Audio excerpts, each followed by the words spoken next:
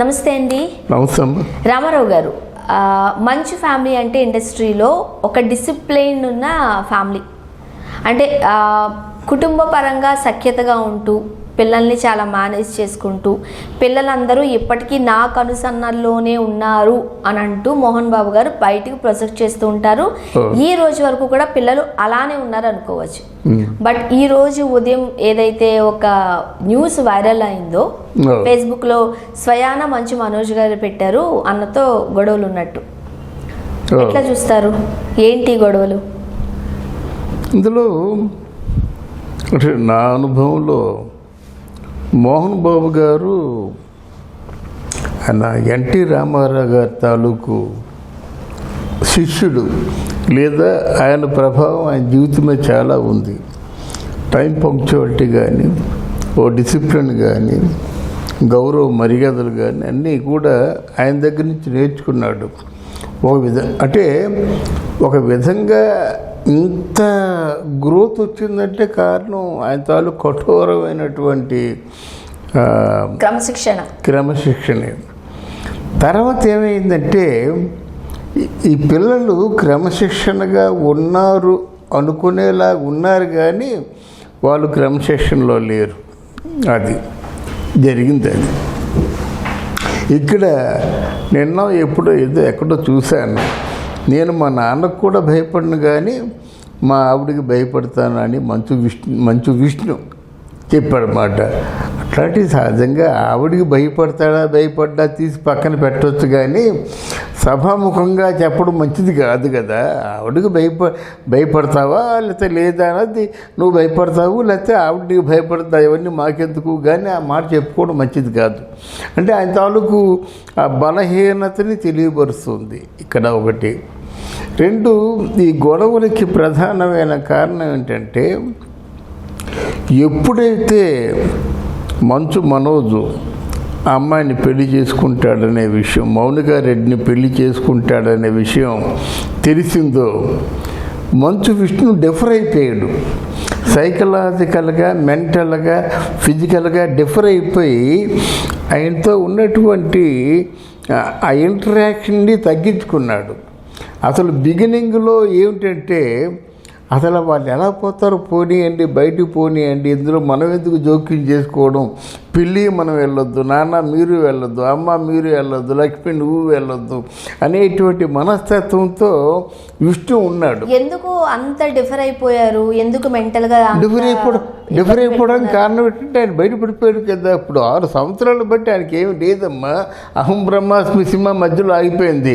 6 సంవత్సరాలు బట్టి ఆయన ప్రేమించిన అమ్మాయిని పెళ్లి చేసుకోలేక, ఇంట్లో వారి మాట కాదనలేక మధ్యస్థంగా నలిగిపోయాడు. అందుకే ఆయన పొయిటిక్గా చెప్పాడు మాట, నేను టన్నల్లో వెళ్ళిపోయాను, చీకటి గాఢాంధకారం, ఆ టన్నల్లోంచి అంటే టనల్స్లోంచి వెళ్ళేసరికి నాకు ఒక వెలుతురు కనిపించింది. ఆ వెలుతురు పేరే మౌనికారెడ్డి అని చెప్పాడు పొయిటిక్గా. అది ఆయన పరిస్థితి. మళ్ళీ ఇంటికి ఆయన వచ్చినట్టయితే ప్రస్తుతం ఇంటి దగ్గర ఉన్నటువంటి అన్నిటికి కూడా ఆయన జవాబుదారు అవుతారు కదా. ఇంటి దగ్గర ఉన్న అన్నిటినీ కూడా ఆయనకి ఇవ్వాల్సిన అవసరం ఉంటుంది కదా. ఇప్పుడు అక్కడ ఆ మోహన్ బాబు యూనివర్సిటీ అంటే తక్కువ ప్రాపర్టీ, అది చిన్న ప్రాపర్టీ కాదు. ఆ మోహన్ బాబు యూనివర్సిటీగా ఉన్న ప్రాపర్టీ చాలా పెద్ద ప్రాపర్టీ అన్నమాట. దాన్ని మంచు విష్ణు గారు చూసుకుంటున్నారు, తప్పు లేదు. అంటే నాన్నగారు వయసు కొంచెం అవడం వల్ల కొంచెం యువరక్తం వీళ్ళు చూసుకోవడంలో తప్పు కాదు. కానీ ఇంకొకరు వచ్చినట్టయితే, ఇంకొకరికి ఆ ప్రాపర్టీ మీద అధికారం ఉన్నట్టయితే, ఇంకొకరు తను కాకుండా ఇంకెవరైనా పెద్దలు కొంచెం చలామణి చేసినట్టయితే అక్కడే వస్తాయి ఈ పొరపత్యాలు, వైషమ్యాలన్నీ అక్కడే వస్తాయి అన్నమాట. ఒక్కడు మెయింటైన్ చేసినంతసేపు ఏది రాదు, కానీ రెండో వాడు వస్తున్నాడంటే వీళ్ళు జాగ్రత్త పడతారు. అది మంచు విష్ణు గారి విషయం. అది తెలిసిన తర్వాత మరి ఈ నెల ఊరుకుంటాడు. ఇకపోతే 2 రకాలుగా అనుకోవాలి ఇక్కడ. ఏంటంటే మంచు మనోజ్కి మౌనికారెడ్డికి ఉన్నటువంటి ప్రాపర్టీ ఏదో మౌనికారెడ్డికి ఉంది. ఆ మౌనికారెడ్డి ప్రాపర్టీ ఏదైనా ఉపయోగించాలంటే వాళ్ళు ఏం చేస్తారంటే సహజంగానే ముందు నీ ప్రాపర్టీ ఏదో ఉంది కదా చూసుకో, ఇది ఎప్పుడైనా ఉంటుంది, నువ్వు భర్తగా నువ్వు ఎప్పుడైనా ఈ ప్రాపర్టీకి హక్కుదారుడివి. కానీ అక్కడ నువ్వు ఏమీ కాదు, పెళ్ళికి వచ్చి ఎలాగైతే వెళ్ళిపోయాడు అన్నయ్య గారు, అసలు ఇక్కడ మంచి మోహన్ బాబు తాలూకు ప్రాపర్టీలో ఏమీ కూడా లేదని చెప్పేసినట్టు నువ్వేం చేస్తావు అని ఉండొచ్చు, అనకపోవచ్చు. కానీ సందర్భం అయితే ఇది. అందువలన ఇక్కడ మంచు విష్ణు తాలూకు అలా బయటపడకూడదు.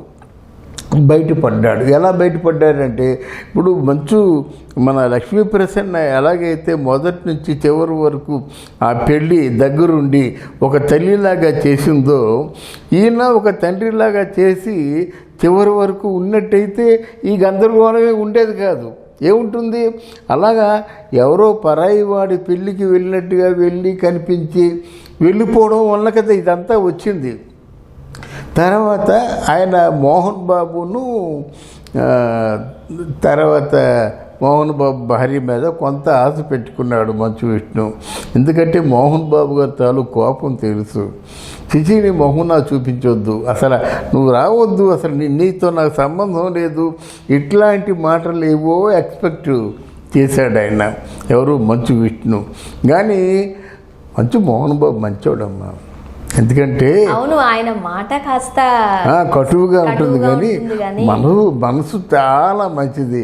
ఎప్పుడైతే ఆ బిడ్డ మౌనిక రెడ్డి వచ్చి అలా గుండెల మీద వాలిపోయి గట్టి పట్టేసుకుందో అయిపోయింది, మోహన్ బాబు పని అయిపోయింది.